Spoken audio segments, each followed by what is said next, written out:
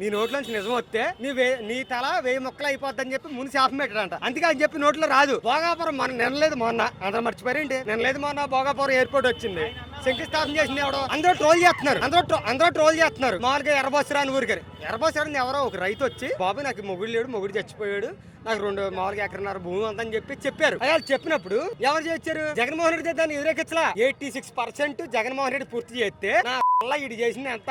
4 14% ఇటు చేసి ఇలా ఓపెన్ చేస్తారేంటి?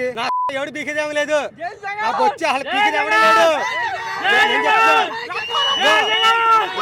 నా పేరు ఇగో ఆగండి, నా పేరు శివ, నేను అంకాలం పోడు రమ్మాను, ఎవడొచ్చినా పర్లేదు. నేను చంద్రపూడి కాన్స్టిట్యున్సీ, మళ్ళీ చెప్తున్నా చంద్రపూడి కాన్స్టిట్యున్సీ. ఇగో మా వాడు ఉన్నాడు, మేము గట్ట మీ ఇద్దరం కలిసి ఎలా ఉంటదంటే ఆ కాన్స్టిట్యున్సీ ఏం జరుగుతుందని చెప్పేసి మొత్తం పూర్తి డీటెయిల్స్ మాట్లాడతాం మేము. ఇది అందరూ ఏదో నోటి గాలికి మాట్లాడే మాటలు కాదు. శంకుస్థాపన చేసింది ఎవడో, బాగా చేసింది ఎవడో. 86% వీడు ఎవడో టీడీపీ ఎవడు చేసి చెప్పి ఆడు చెప్పాడు, టీడీపీ ఎంపీ చెప్పాడు ఎంత అయిందని. మరి జగన్మోహన్ రెడ్డి మరి ఇలా చేసాడంటే మరి ఎవడ వల్ల అయింది? అది మావి గన్నం ఉందయ్యా, ఏదో 16 లక్షల కోట్లు, మళ్ళీ 2500 కోట్లు ఎంత చేశారు. 2300 కోట్లకి జగన్ చేస్తున్నాడు కదా, దాన్ని వచ్చుకోవచ్చుగా, ఎందుకు వచ్చుకుంటా? అంటే మీరు రైతులు పోతాక మావిగాని ఉంది, గుంటూరు ఇదంతా ఉంది, ఎవడవల్ల అవన్నీ వదిలేండి. మావిగాని ఉంది. మూడు సెంటర్లు కూడా డెవలప్ అయ్యింది. అయ్యాల చంద్రబాబు మాల హైదరాబాద్ డెవలప్ చేసినాడు. హైదరాబాద్ వచ్చి ఎవడుకుంది? మనకుందా? తెలంగాణ ఏం లేదు కదా, ఏముందా చెప్పండి, మీరు చెప్పండి. హైదరాబాద్ ఎవరికి లేదు.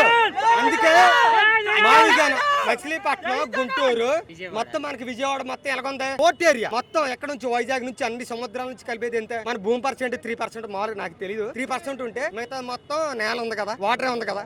అక్కడ నుంచి వస్తుంది, వాటర్ నుంచి రావాలిగా సరఫరా మొత్తం. అక్కడ నుంచి రావాల్సినప్పుడు ఇక్కడ మీరు మామూలుగా ఎన్ని మచిలీపట్నం పోర్టులు కట్టాడు, ఎన్ని మామూలు మా ఊర్లో ఇగో అది చెప్తాను, నేను చిన్న విషయం చెప్తాను.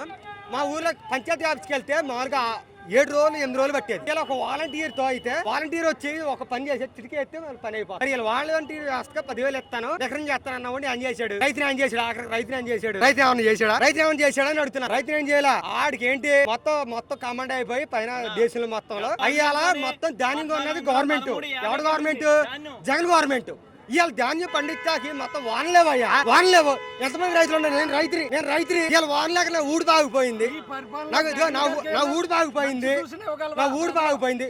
మీరు ఎంతమంది ఊడుపు లాగిపోయినా వానలాక ఋతుపాలు అంట. మన ఇక్కడ దాకా బోర్డర్ దాకా వచ్చిన, ఆంధ్ర బోర్డర్ దాకా వచ్చిన 4 ఋతుపాలు వెనక్కి ఎవడ ఆడు అడిగేస్తేనే చెప్తాడు.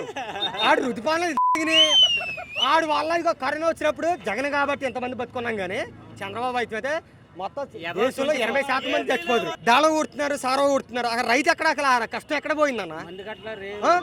మంది గట్లు ఊరేకి వెళ్తేనేమో రైతుకేమో ఆధార్ కార్డులు పెట్టాలి, అన్ని పెట్టాలి అంటున్నారు అన్న.